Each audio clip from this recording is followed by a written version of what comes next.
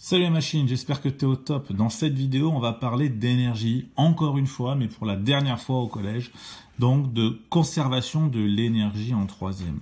Alors on va d'abord voir c'est quoi le principe de cette conservation On va d'abord voir c'est quoi le principe de cette conservation de l'énergie.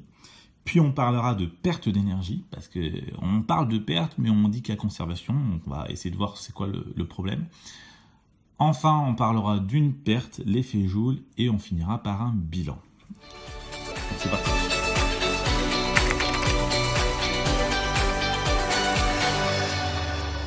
Alors, donc, on parle de conservation de l'énergie parce que c'est un des principes de la physique. Donc, c'est un principe. Et oui, il y a plusieurs principes, hein, les principes fondamentaux de la dynamique, etc. Mais il y a le principe de conservation de l'énergie.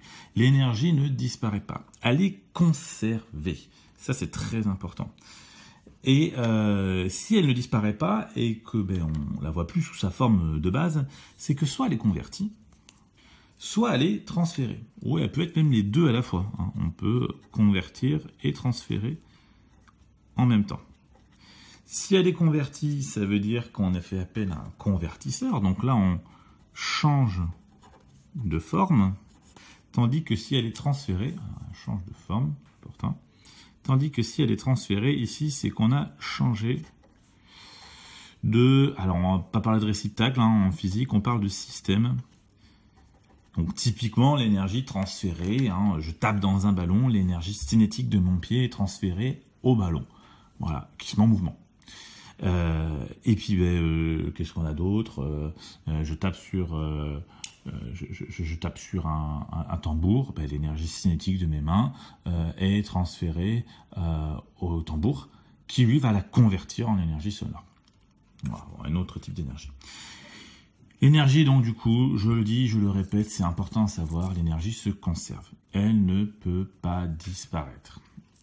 Alors, j'ai mis un petit exemple, celui du billard. Donc, tout le monde a déjà joué au billard. Si on prend, par exemple, une boule blanche, alors, je l'ai fait en gris, vous voyez que c'est la boule blanche, ok. Donc elle arrive avec sa vitesse et elle vient percuter la boule jaune rayée, là. Voilà, boum. Qu'est-ce qui se passe? Eh bien ici, l'énergie qui est ici, c'est l'énergie cinétique. Elle est transférée à la boule jaune en énergie cinétique qui, elle, du coup, va se mettre en mouvement. Ok. Donc c'est pour ça qu'il y a conservation de l'énergie, parce que notre boule blanche, soit elle transfère toute son énergie à la boule jaune, et donc du coup elle va s'arrêter net et la boule jaune va continuer, ou alors elle va transférer qu'une partie de l'énergie, par exemple elle la tape légèrement par le côté, et donc du coup elle va aussi continuer, parce qu'il lui restera un peu d'énergie cinétique, et celle-ci aussi va avancer, puisqu'elle aura reçu de l'énergie cinétique. Alors si l'énergie se conserve, pourquoi parle-t-on de perte d'énergie ? Eh bien, les pertes d'énergie, en fait, c'est pas une histoire que l'énergie est perdue. C'est qu'en fait, la conversion d'énergie, ou même le transfert, hein, j'aurais dû même le mettre, hein, la conversion ou le transfert, n'est jamais complet. Okay. Jamais. Il y a toujours une différence entre l'énergie qu'on va utiliser et l'énergie qui va être fournie.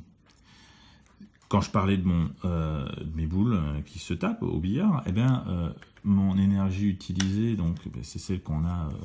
au départ, donc au départ, et l'énergie fournie, c'est celle qu'on a à la fin. Et il y a une différence, c'est-à-dire qu'on va avoir, toute l'énergie ne va pas être totalement transférée ou totalement convertie. Parce que ça serait trop bien, mais ça ne marche pas, il n'y a pas de système qui convertit 100% de l'énergie reçue en autre type d'énergie.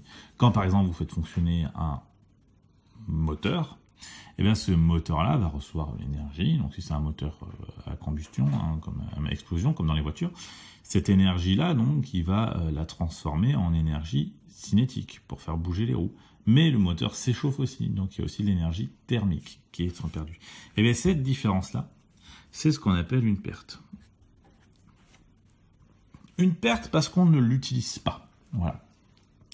Alors, si on a des pertes, on en aura toujours, mais que ces pertes-là pourraient être évitées, Par exemple, je laisse la lumière allumée dans les toilettes, alors j'y suis pas, mais je vais perdre de l'énergie parce que c'est pas utile, hein, cette lumière dans les toilettes quand il y a personne.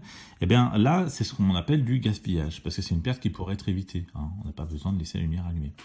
Donc le gaspillage, c'est une perte évitable. Et les pertes, il y en a toujours. Reste à savoir que une perte, c'est pas vraiment une perte d'énergie, c'est une perte pour le système. Voilà. Eh bien, il y a une perte à connaître quand même. C'est celle qui fait que les circuits électriques s'échauffent, c'est l'effet Joule. L'effet Joule, c'est souvent une perte d'énergie. Alors ça peut être utilisé, mais c'est souvent une perte d'énergie. Donc je vous rappelle, comme on a vu en quatrième, que tout appareil électrique a une résistance, qu'on note R, dont l'unité est l'ohm. Et ça, c'est ce qu'on appelle la loi d'Ohm. La loi d'Ohm nous dit que U, la tension, est égale à R fois I. La résistance fois l'intensité. Donc la loi d'Ohm est à connaître, hein, c'est une connaissance de quatrième. Je vous rappelle les unités, quand même. Donc la tension en volts, comme toujours, l'intensité en ampères, comme toujours, et la résistance en ohm.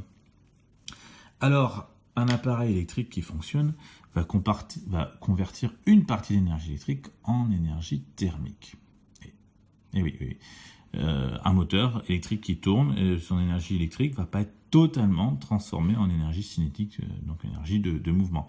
Il va aussi y avoir un échauffement du moteur, donc de l'énergie thermique.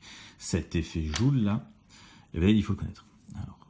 Alors l'effet Joule, souvent, on essaie de le minimiser. C'est le cas pour les ordinateurs, la télévision, le vidéoprojecteur, etc.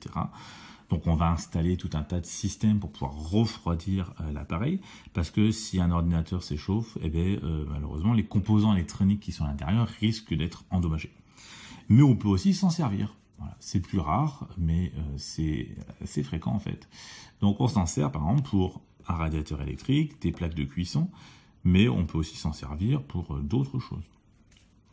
Alors, là, maintenant, il faut voir comment on va écrire cette énergie, donc cet effet Joule. Cet effet Joule, c'est une énergie thermique, mais c'est une énergie. Donc, je rappelle quand même qu'on a vu dans une vidéo précédente en troisième que la puissance, c'est la tension fois l'intensité. Or, la tension, c'est la résistance fois l'intensité. Donc, l'énergie, c'est P fois T. P fois T, donc c'est U fois I fois T. Or, U, c'est RI. Donc, vous voyez ? Donc, je remplace ce U là par RI. R fois I fois T. Puisque le I était déjà là à l'origine. Hein.